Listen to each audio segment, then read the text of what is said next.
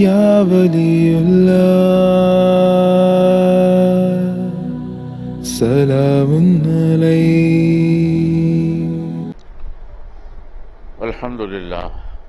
الحمد للہ رب العالمین والعاقبۃ للمتقین والصلاۃ والسلام علی حبیبہ محمد وعلی آلہ وصحبہ اجمعین۔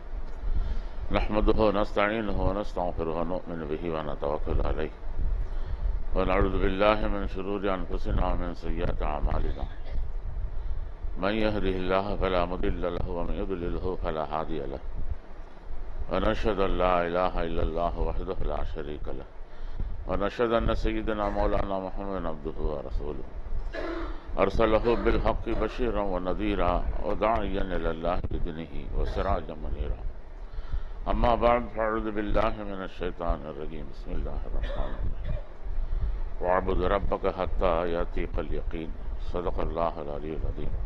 اللهم سبحانك لا علم لنا إلا ما علمتنا إنك أنت العليم الحكيم. اللهم رب اشرح لي صدري ويسر لي امري واحلل عقدة من لساني يفقهوا قولي. رب زدنا علما. مولا یا صلی وسلم دائما ابدا علی حبیبک بخیر خلق کلہم. عزیزان گرامی، انبان اور علیہ السلام علیکم ورحمۃ اللہ وبرکاتہ.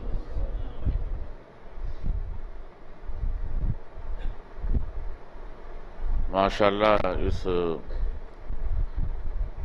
3 دن پروگرام میں 2 دن تو اللہ کا بڑا کرم اچھی طرح گزرا ہے. یہ میں سمجھتا ہوں، یہ تو آپ لوگ اپنے اپنے دلوں کے حال اب خود سمجھتے ہیں. کتنا محنت کی ہیں، کتنا حاصل کیے ہیں. ایسے کوئی ٹائم ضائع کرنے کے تو یہاں کوئی نہیں آتے. یہ ایک ملاقات ہے، یہ ایک ملنسار ہے. ایک طرح پہ انگلش میں آپ گیٹ ٹوگیدر کہہ لیجئے گا. اور فائدہ وہ ہو جو ہم ساتھی ہندوستان میں اور بھی مزید لوگ ہیں، لیکن اکثر لوگ کوئی نہ کوئی بات بتاتے رہتے ہیں. یہ ہو گیا، وہ ہو گیا، فلانا ہو گیا، فلانا بیمار ہے. یہ بہانہ، یہ دنیا دار الاسباب ہے. بغیر اسباب کا کچھ ہوتا نہیں ہے.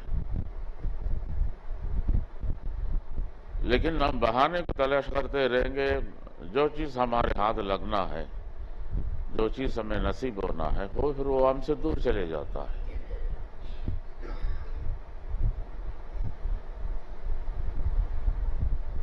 وقت کے بارے میں ہمیں بچپن سے پڑھائی میں سمجھا جاتا ہے. وقت بڑا قیمتی ہوتا ہے.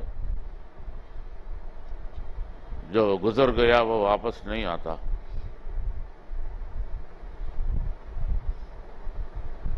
لیکن وقت کا ہمیں اس خاص کر اس ملک کے احساس نہیں کرتے. ہم زیادہ تر بات چیتوں میں یار کچھ ایسے ہی گپ شپ میں ہمیں ٹائم نکال دیتے ہیں. ہمارا حقیقت عبادت کتنا وقت لیتا ہے؟ بہت مختصر ہے. نماز میں ہمیں 4 رکعت پڑھ لیا، 2 رکعت پڑھ لیا، کتنے ہم نے تیر مار دیا. نبی علیہ السلام جب نماز شروع کیے، سورۃ البقرہ تلاوت کیے، سورۃ آل عمران تلاوت کیے، سورۃ النساء تلاوت کیے. ایک صحابی نبی علیہ السلام کے پیچھے نماز پڑھنے میں شوق رکھتا تھا، تو ان کے پیچھے آ کے کھڑے ہو گئے. نبی علیہ السلام بقرہ سے، آل عمران سے، سورۃ النساء سے بھاگ گئے. آپ جانتے ہیں 2.25 پارے سے زیادہ بقرہ ہے. کسی کو ہم کہتے ہیں کوئی مشکل ہمارے گھر میں یہ جنات کا ہے، ہمارا گھر میں پریشانی ہے، تو ہم بزرگان دین سے ہمیں بھی معلوم ہے یہ، اور حدیث سے روایت بھی بہت ہے. جس گھر میں سورۃ البقرہ تلاوت کیا جاتا ہے وہاں جنات نہیں رہتا. تو ہم کہتے ہیں یار سورۃ البقرہ پڑھو، تو اتنی لمبی سورہ ہے.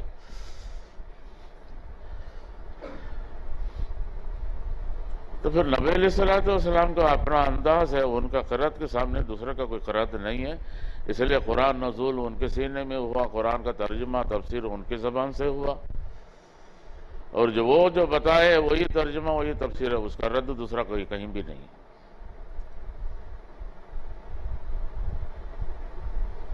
اور ابو جہل بھی جو باہر سے جو بھی قبیلہ آتا تھا وہ کہتا تھا آپ وہ حرم کے پاس نہ چلے جانا، وہاں کچھ شخصیت تلاوت کرتے ہوئے نظر آئیں گے، ان کے کلام سنیں گے آپ بہک جائیں گے، اس لیے آپ کان میں روئی ٹھوس لو۔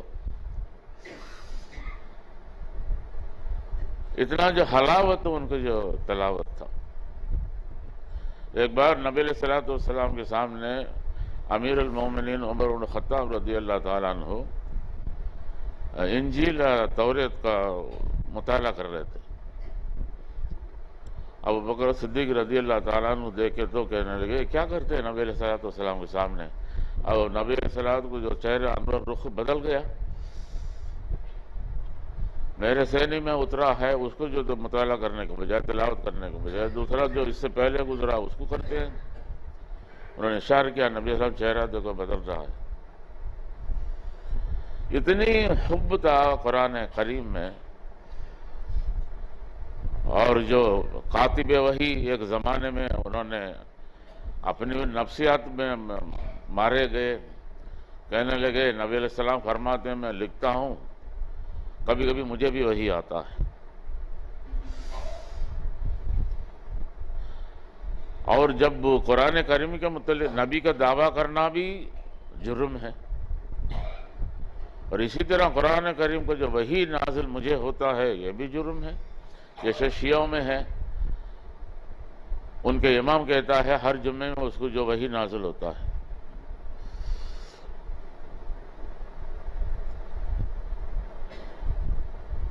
تو ہمارا جو عبادت ہے بہت مختصر ہے۔ میں نے اکثروں سے پوچھا کیا تلاوت کرتے ہیں تو کہتے ہیں 4 کل میں تو کسی 2 کل کو ہم لے لیتے ہیں، نماز ہمارا پورا نماز تو ہو جائے گا، لیکن کب تک یہ پڑھتے رہو گے؟ باقی سورہ پورا کیا ہوا؟ کچھ گھروں میں یہ عادت ہے صبح اٹھتے سورہ یاسین پڑھیں گے، سورہ کہف پڑھیں گے، سورہ واقعہ پڑھیں گے، اس طرح کچھ عادتیں بنا لیتے ہیں۔ اچھا قرآن کریم میں ایک وہ الماری میں ایسے ہی پڑا رہے گا، ایک چھوٹے چھوٹے مختصر کتاب کے شکل میں یہ پورا ہوگا یہ سورہ، یا روز یہ ہاتھ لگے گا قرآن میں، ایک ہاتھ نہیں لگائیں گے۔ عارف شیخ فرما رہے تھے قرآن کریم آپ مکمل طور پر ایک پارہ تلاوت کرو، نہیں ہو تو کم سے کم ایک رکوع تو تلاوت کرو، وہ بھی نہیں ہو سکا قرآن کریم کھول ایک آیت تو پڑھا کرو، اس سے بھی کم آپ کے لیے قرآن کریم کو کھول کے تو دیکھ لو۔ اور اس سلسلے میں خاص کر قرآن کریم تلاوت کو زیادہ زور دیا گیا، وجہ یہی ہے وہ تجلیات باری ہے۔ آپ ہم تجلیات کا ہم پیاسے ہیں۔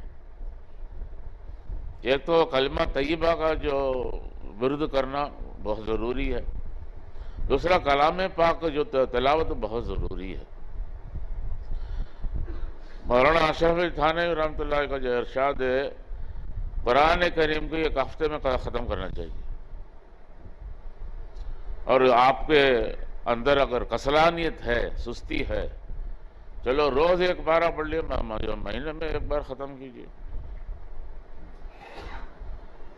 اچھا ہم جیسے نادان لوگ ایک پارہ پڑھتے ہیں تو آدھے گھنٹے لگ جاتے ہیں، ہمارا حافظ جیسا لوگ قرآن کریم میں اگر ایک پارہ پڑھیں گے میں سمجھتا ہوں 15-20 منٹ میں ختم کر دیں گے۔ ایک انہوں نے عادت سا بنا لیا، ایک تربیت ہوا ہے، اس وجہ سے ان کا زبان چلتا ہے۔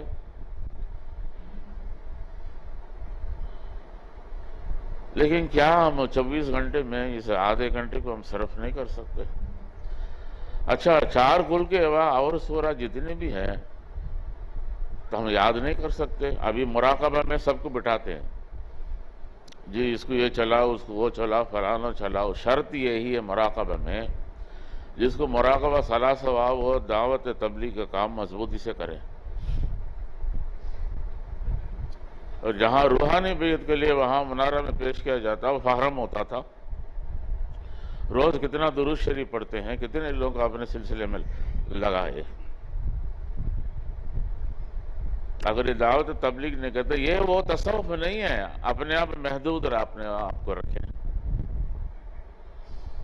آپ مستفیض ہوئے، لوگ بھی مستفیض ہو جائے. کیا مسجد نبی ہمیں توفیق ہوتا، اگلوں کو توفیق نہیں ہونا؟ یہ ہمیں ایک ذمہ داری ہے. بھلے ہمارے رشتے ناتے ہیں، دور کے جو لوگ ہیں، باہر کا خبروں کو ہم چبانے کے بجائے، اندر رشتے ناتے کے جو خبروں کو چبانے کے بجائے، اللہ کا تعلقہ، نبی کا جو رشتے کے بارے میں کیوں نہیں ہم بات کرتے؟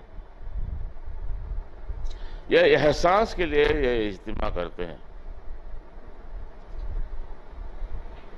ورنہ کیا ہے، کھانا بڑھیا بنانے کے لیے تو ہم شاید آج کچھ چیز بنائیں صبح ناشتے میں، حیدرآباد میں عادت نہیں ہے، یو پی میں عادت نہیں، شاید وہ لوگ پریشان ہو گئے ہوں گے. یہ کیا چیز حلوہ بنایا سفید رنگ کا.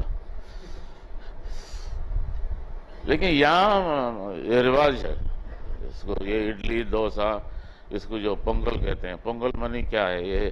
یہ جو دن گزرتا ہے چھٹیوں کا، یہ تہوار کو کہتے ہیں پونگل. پونگل مانے کی ابالنا ہے.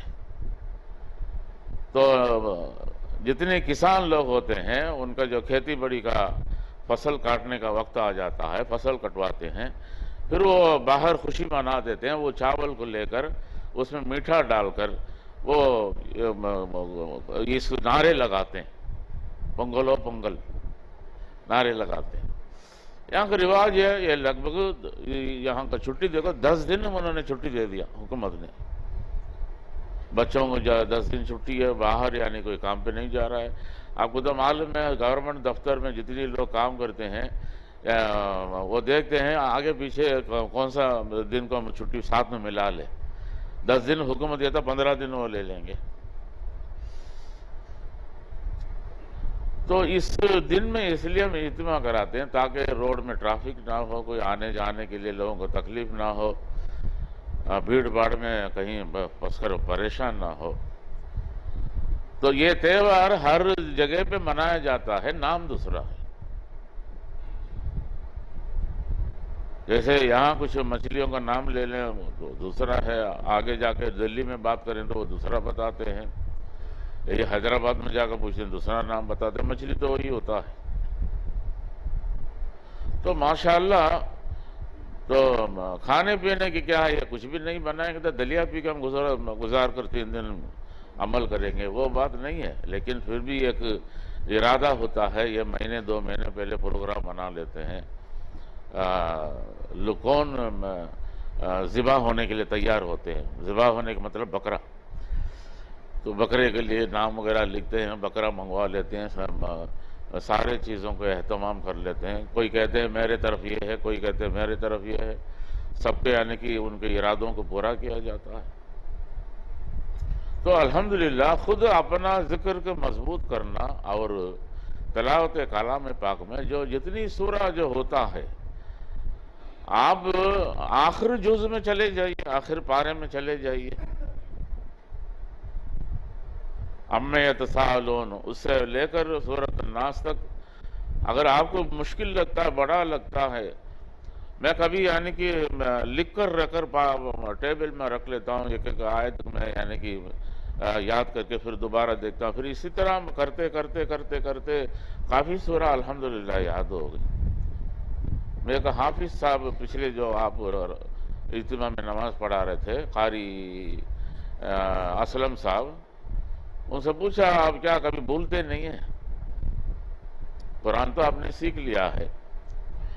آج ہمارا حافظ مولانا عمران صاحب صبح سورۃ السجدہ تلاوت کی ہے. ہمارا حنفی مساجد میں یہ زیادہ تر نہیں کیا جاتا ہے. شافعی مساجد میں ان کو جمعے کے فجر کا نماز سورۃ سجدہ کے سوا کچھ نہیں پڑھتے. بڑا سا لمبا سورہ ہوتا ہے. لیکن میں اکثروں کو دیکھتا تو بیچ میں کبھی رک جاتے، پھر پیچھے جو کھڑے ہونے والا جو سامنے اگر کوئی بتا دے تو بتا دے. لیکن اللہ نے ان کو کچھ صلاحیت دیا ہے، تو ان کو جو سنانے کا اندازہ، ہمارے جو سننے کی جو بات، جو رس جو مزہ ملتا ہے. نماز وہی ہے، یہ کہ کوڑا کاغذ نہیں ہے، کاغذ کا پھول نہیں ہے. لطف ہونا ہے، اس لطف کو کیفیت کہتے ہیں. اس لطف روح میں مل گیا تو وہ نور علی نور ہے. صرف زبان دہراتے رہے، آپ کو پڑھتے رہے، باقی ہمارا جسم رکے جھکے، اس سے کوئی فرق نہیں پڑتا. حقیقت یہ ہے دل کو جو تعلق رب العالمین کے ساتھ ہو، رب کو پتا چلے میرا بندہ میرے عبادت کرتا ہے، رکتا ہے، جھکتا ہے، تلاوت کرتا ہے، میرے کلام کو دہراتا ہے. یہ ہے، اس لیے صلاۃ معراج المومنین، قریب ہو جاتا ہے رب کے. رب کے ساتھ وہ کلام کرنے کا جو اس ادا کو اس لیے کہتے ہیں، اس کے جو بیچ میں نہ گزرو. گناہ ہے. ایک سوال جواب میں نے دیکھا، وہ کب تک نہیں گزرے؟ تو پورے زندگی میں ختم ہو جائے، لیکن نمازیوں کو بیچ میں نہ گزرے. تو الحمدللہ یہ بڑی نعمت ہے اللہ کے طرف سے، دلوں کو منور کرنا. اور آگے سلوک میں کوئی دیکھے نہ دیکھے، اللہ تو دیکھتا ہے آپ کہاں تک چل کر آ رہے ہیں اس کے سامنے.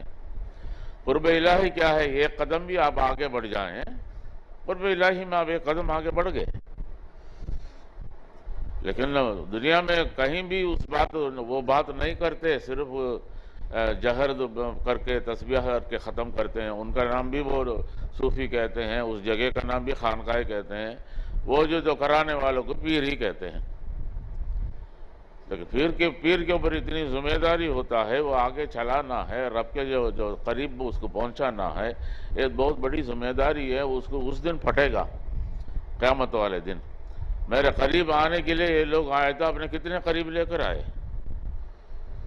ہر چیز کا ایک ذمہ داری ہوتا ہے. اپنے گھروں کو جو حفاظت، اپنے گھروں کو جو اصلاح، اپنے گھروں میں جو لوگوں کا سلوک، یہ بھی تو کل جوابی ہوگا. جواب نہیں دے سکتے، کل تو پوچھ ہوگی. گھر کا امیر ہے، وہ کس طرح لوگوں کے ساتھ اس نے رویہ اختیار کیا ہے. زیادہ تر گھروں میں بیویوں کو مارتے پیٹتے، بچوں کو مارتے پیٹتے،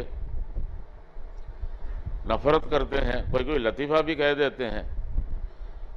بچہ پہلے تو مار کھا لیتا ہے، جب بڑا ہوتا تو اپنے امی کے پاس کہتا ہے اس بندے کہتا تو اس نے سال کہتے ہیں تو گزاری. یہ بندہ ہے، یہ انسانیت نہیں ہے. اگر محبت کرو واقعی آپ کو نتیجے میں محبت ہی ملے گا. نفرت کریں اس کا نتیجہ بھی وہی ہے. پیار سب سے جو اعلیٰ چیز ہے. روح میں جو زندگی جو پیدا ہوتا تو پیار ابھرتا ہے. ہمزاد جن میں جو ابھرتا ہے اس کا طاقت، نفرت، غصہ، مار توڑ، آنکھیں پورا لال، یہی نظر آئے گا. جو شرابیوں کا حال ہوگا وہی حال اس کے جو حمزہ جن میں جو ہوتا ہے. کیا یہ کچھ اور طرح کا جھومے گا، یہ کسی اور طرح کا جھومے گا. بہت ہی خطرناک ہے. کسی نے کہا آپ کے اندر ایک انسان بھی ہے، آپ کے اندر ایک جانور بھی ہے. چاہے آپ جانور کو آپ پرورش کریں یا تو پھر آپ انسان کو پرورش کریں. روح انسان ہے. روح کا تربیت کریں، اس کو جو غذا کھلائیں. گائے بھینس جیسے کہ آپ ساری زندگی چباتے رہے، روح بھی تو ایک انسان ہے، اس کا اپنا زندگی ہے. سب سے بڑا جو لوگ جو دنیا سے فارغ ہو گئے موجود ہیں اور آنے والے دنوں میں روح کا پرورش نہیں کیے ہیں، وہ مجرم ہے. اس لیے اس امانت کو لے کر وہ بندہ دنیا میں آیا ہے، اور اسی امانت کو انسان کو اندر اللہ نے ڈالا ہے. یہ میرا امانت کو سنبھالنے والا یہی ہے. جہنم جنت کیا ہے؟ امانت کو آپ سنبھال لیے جنت ہے، نہیں سنبھالے پھر جہنم ہے. کیوں؟ حمزہ جنت اتنی طاقتور ہوگا وہ جنت میں تو نہیں جا سکتا. کیوں؟ حرام اس کے اندر جا نہیں سکتا. روح حلال ہے، اللہ پاک کا ایک روشنی ہے، تجلیات باری ہے، منور ہے، اس لیے ضربیں لگائے جاتے ہیں۔ اللہ کا اسم ذات کا جو ضرب ہم لگاتے ہیں تاکہ اس میں نور ملتا رہے اور اس کا جو طاقت بڑھتا رہے، اور خلوص اور سارے جو خشوع جتنی چیز ہیں آپ اس کے طاقت بڑھانے سے وہ جو قوت ملتا رہتا ہے، یہ روح کے اندر جو شامل ہے۔ اگر روح میں زندگی نہیں ہے، جتنی تنظیمیں کام کرتا ہے، روح کے متعلق کوئی بات نہیں کرتا، قلب کے متعلق کوئی بات نہیں کرتا، اس کا جو پرورش کے متعلق بتاتا نہیں ہے، لیکن وہ بھی تو خلوص کی بات کرتے ہیں، ان میں بھی متقی کی باتیں ہوتی ہیں، متقی روح ہوتا ہے، لیکن اب کرتے کچھ نہیں ہے، اب لوگوں کو کہتے کچھ ہے، ہم سارے خلوص سے کام کرتے ہیں، وہ بات بنے گا نہیں ہے۔ روح میں زندگی پیدا ہو جائے، خلوص کا جو رمق، پھر آپ کہیں تو بات صحیح ہے، ورنہ ہم دھوکے باز ہیں۔ تو ماشاءاللہ جو تیسرا انتہا کے جو دن جب پہنچا ہے، اور جتنے بھی آپ قربیت جو حاصل کیے ہیں، محنت کیے ہیں، ہم ہر بار جب کہتے ہیں جب آپ اپنے بستی میں جائیں تو اپنے جو لوگوں کو آپ بتایا کریں، تبلیغ کیا کریں، جو اہتمام یہاں کیا گیا ہے اپنے یہاں بھی جو کر لیا کریں، یہ یہاں تک تو محدود نہیں ہے۔ جب آپ اس طرح کا جو جمع کریں گے پھر آپ کو آنے کا ضرورت نہیں ہے، مجھے وہاں آنا ہوگا، لیکن لوگوں کو جمع کرنا ضروری ہے۔ عوام انجان ہے، عوام جہالت میں ہے، وہ مخالفت کریں گے، منہ پر تھوکیں گے، پتھر ماریں گے، یہ سب ان کو آتا ہے، ابھی تھوڑی یہ آتا ہے، یہ تو پرانے نبیوں کے زمانے میں ان کا یہ کام تھا۔ نفرت کریں گے، پتہ نہیں نئے طریقہ کہاں سے لے کر آ گیا۔ وہ یہ نہیں سمجھتے ہیں اس جو حق سے ہم کتنی دور چلے گئے۔ ابھی وہ ایک بات قریب آتا ہے، اس کو اپنانے میں ان کو تکلیف ہوتا ہے، بیچارہ وہ بندہ کرے گا بھی کیا ہے، لیکن وہ نہیں مخالفت کرتا، اس کے اندر کا جو ہمزاد مخالفت کرتا ہے۔ ہمارے یہاں اور ایک جو روح ہے، اگر اس کا زندگی بن جائے گی تو پھر ہمیں مرنا ہوگا، اس لیے اس کا نفرتیں باتیں اس کو زبان میں ڈال دیتا ہے۔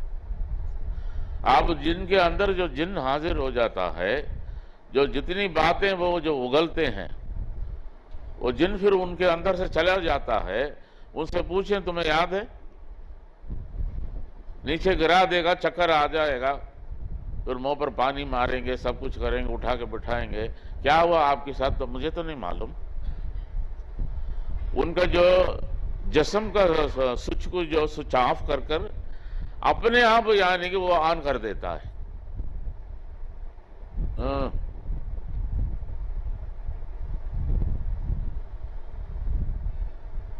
تو یہ ہمارے اندر ایک حاضری شور مچاتا ہے، ایک حاضری خفیہ طور پر، خفی کے طور پر ہمارے اندر کام کرتا ہے، وہ ہمزاد جن۔ ہمارے جتنے بھی بزرگان دین گزرے ہیں وہ یہی فرماتے ہیں، پہچانو وہ خبیث کو کون ہے، کیسے ہمارے اندر چھال چلا کر ہمیں گراتا ہے، کیسے جال ہمیں بچھاتا ہے، یہ آپ کو پہچانو۔ اگر پہچانیں گے نہیں ہے، لیکن اس سے پہلے آپ نے اپنے رب کو پہچاننا ہوگا۔ من عرف نفسہ فقد عرف ربہ، رب کو پہچان لیا، رب سارے کھول کر بتا دے گا، بھائی یہ ہے، یہ ہے۔ لیکن رب کو نہیں پہچانیں گے، وہ کسی چیز کو بتانے کا اسے کوئی ضروری نہیں ہے۔ اس لیے رب کا پہچاننا ہے، پہلے رب کو یعنی کہ یاد کریں، اتنے یاد کریں۔ کسی سے پیار ہو تو ان کے جو نام ہم جتنی زیادہ لیتے ہیں، اور اس سے زیادہ رب سے پیار کریں، زیادہ جو نام لیں، کیا رب کو راضی کرنے کا اس کے سوا اور بھی کچھ ہے؟ رب راضی ہو گیا، الحمدللہ سب راضی ہے۔ من کان للہ کان اللہ لہ، جس نے یعنی کہ اللہ کا ہو گیا، اللہ اس کا ہو گیا۔ تو انشاءاللہ العزیز کچھ باتیں ہم نے کل اردو میں سنائے تھے، لیکن وہ کہہ رہے ہیں تامل میں آپ نے نہیں سنایا۔ غزوۃ الہند کے متعلق موجودہ حالت میں بیان کریں گے۔ کیا معلوم ہے یار، یہاں کوئی استخبارات سمجھتے ہیں نا، انٹیلیجنس، کوئی بیٹھا ہوگا پھر خبر دے دے گا۔ اس لیے کشمیر میں جتنی علماء مسجدوں میں جو بات کیے ہیں، سب کو بازو اڑا دیے انہوں نے، لے جا کے اندھیرے میں بند کر دیا۔ ایک بار میں نے غزوۃ الہند کے متعلق حیدرآباد میں بات کیا تو ساتھی اٹھ کر آگے، کب ہونے والا ہے؟ چاہت تو سب کے دلوں میں ہے، شامل ہو جائیں۔ ابو ہریرہ رضی اللہ تعالیٰ عنہ فرماتے ہیں، اس میں جو میدان میں جا کر جنگ لڑنا بھی ایک مجاہدہ ہے، وہ جنتی ہے، لیکن ارادہ بھی کر لے وہ بھی جنتی ہے۔ میں غزوۃ الہند میں شامل ہو جاؤں، یہ ارادہ بھی اللہ کو پسند ہے۔ کاش میں اس وقت زندہ ہوتا، میں بھی شامل ہوتا۔ یہ حضرت ابو ہریرہ رضی اللہ تعالیٰ عنہ کو کہنا ہے۔ غزوۃ الہند کے متعلق صرف اس سلسلے میں بات کیا جاتا ہے، دوسرا کوئی بات کرتا نہیں ہے۔ حضرت کھل کر بات کرتے ہیں، کھل کر اس کے متعلق کتابیں لکھتے ہیں، لیکن حالانکہ باب جہاد میں یہ ہے، باب الجہاد ہے نا، اس میں موجود ہے غزوۃ الہند، لیکن کب شروع ہوگا غزوۃ الہند؟ جو ہوگا نزول عیسیٰ علیہ السلام ہوگا، دجال ظہور ہوگا، یہ سارے یک وقت تھوڑا سے آگے پیچھے رہے گا۔ اور دجال کے ساتھ لڑنے کے لیے جو نکلیں گے وہ بھی ایک بہت بڑا فوج ہوگا، وہ عیسیٰ علیہ السلام کو ساتھ دیں گے، تو وہ بھی فرمائے گا وہ بھی جنتی ہے۔ تو انشاءاللہ قیامت جس طرح کا جو دور ہے، لیکن معلوم نہیں ہے کتنا قریب ہے، اسی طرح یہ بھی غزوۃ الہند ہے۔ لیکن اگلا بات کرتا ہے اکھنڈ بھارت، سنا کبھی آپ نے؟ اکھنڈ بھارت، سارا میں پی جاؤں، سارے زمین میرا رہے، سارے لوگ ہمیں مانے۔ زمین کا چاہت لالچ کب کس میں نہیں ہوا؟ کتنے بادشاہوں نے جو جنگ کیے ہیں اگلے جو ملکوں میں، زمین ہی تو حاصل کی ہے، اپنے جو حکومت کو بہت بڑا وستار کیے ہیں۔ زمینوں کا لالچ بہت ہے، لیکن دینا نہیں دینا، زمین آخر وہ ہمارا نہیں ہے، وہ اس کا ہے۔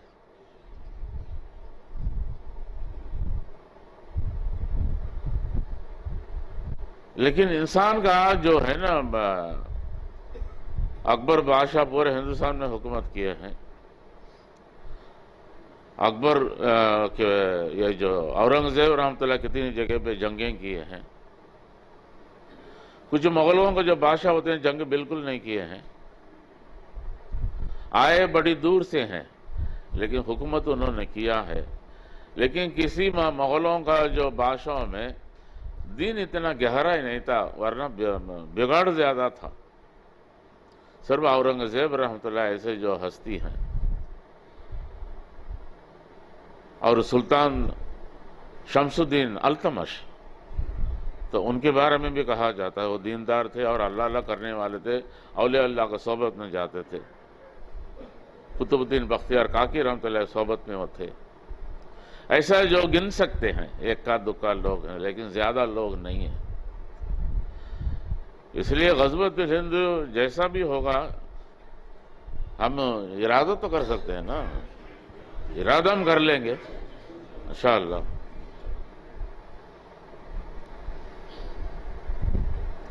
لیکن حضرت شیخ رحمۃ اللہ فرمایا کرتے تھے، تو گزر تو گئے ہیں، انہوں نے فرمایا غزوۃ الہند شروع ہو گیا ہے۔